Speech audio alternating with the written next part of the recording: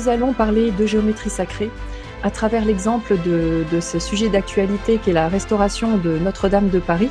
La première partie va être un petit peu plus théorique. On va écouter Thomas Buchy nous présenter l'origine du nombre d'or, de la géométrie sacrée, et puis il va illustrer aussi par ces projets qui sont vraiment des grandes œuvres internationales, quelle application on peut faire aujourd'hui de la géométrie sacrée et quel impact ça a dans nos vies.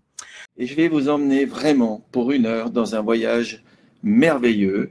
Donc on va construire un pont entre la tradition et la modernité, de manière à ressentir ce que les anciens ont fait, ce qu'ils nous ont laissé, et ce qu'on peut faire d'exceptionnel et d'extraordinaire avec cela aujourd'hui. Ça veut dire que les Égyptiens, les anciens bâtisseurs, ils avaient déjà la maîtrise et la connaissance de cette mystérieuse proportion qui va traverser les siècles. Et là, on a été encore plus loin avec la divine proportion. C'est-à-dire que toute cette maison, on a repris la mesure et la proportion des bâtisseurs de cathédrales et on s'est dit, à titre expérimental, si on l'a construit sur les anciennes mesures, est-ce que quand je l'habite, est-ce qu'il va se passer quelque chose? Eh bien aujourd'hui, avec plusieurs années de recul, oui, il se passe quelque chose. Oui, il y règne une harmonie et une énergie spéciale. Lorsque vous rentrez dans ce bâtiment, vous allez vous sentir bien. Vous allez en même temps vous énergiser, en même temps pouvoir vous reposer. Et finalement, qu'est-ce qu'on veut de mieux? Et c'est peut-être une des clés de l'harmonie de l'habitat qu'on doit retrouver. Il n'y a pas un narthex de cathédrale. Il n'y a pas une façade où on ait étalonné à la géométrie sacrée une étoile à 5 branches. Et j'ai pu visiter avec des compagnons les combles de cette merveilleuse charpente qu'on a appelée la forêt, parce qu'il avait fallu 1500 arbres à l'époque pour en faire sa sublime charpente, la seule qui avait encore traversé 8 siècles d'histoire. C'est quand même en 2019 qu'on l'a perdue, alors que les anciens ont su la préserver pendant tout ce temps-là. Oui, à Notre-Dame de Paris, on a exactement repris les mesures et les proportions que nous ont laissées les Grecs et les Égyptiens. Et ça, c'est peut-être un hasard, mais c'est de moins en moins certain.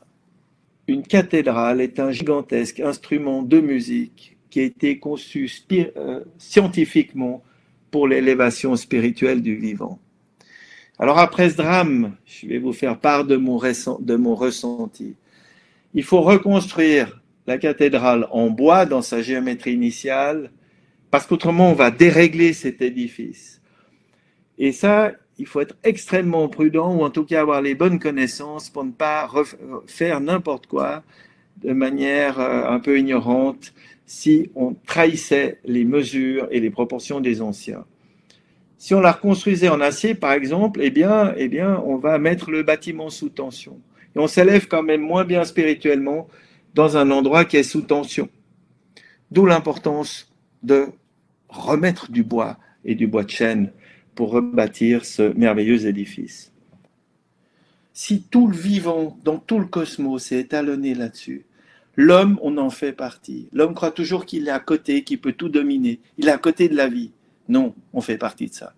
Et ça doit nous inciter à tout respecter, ne jamais rien saccager. Parce que un arbre, une plante, une planète, un système solaire, tout fonctionne là-dessus. Et j'en fais partie. Alors nous, on a aussi réajusté notre logo il y a 4 ans. Et tout est devenu nombre d'or dans notre logo. Chaque lettre aussi de Charpente Concept, ingénieur et designer du bois. Alors ce qui est très particulier, c'est que quand on a changé le logo, il y a eu une énorme secousse à l'intérieur de notre bureau. Et ça a été tellement violent, puissant et inattendu qu'on a failli disparaître. Merci beaucoup Thomas pour cette excellente présentation. Je souhaiterais maintenant accueillir Michel Druil et Sylvain Rocher. Bonjour à vous. Bonjour.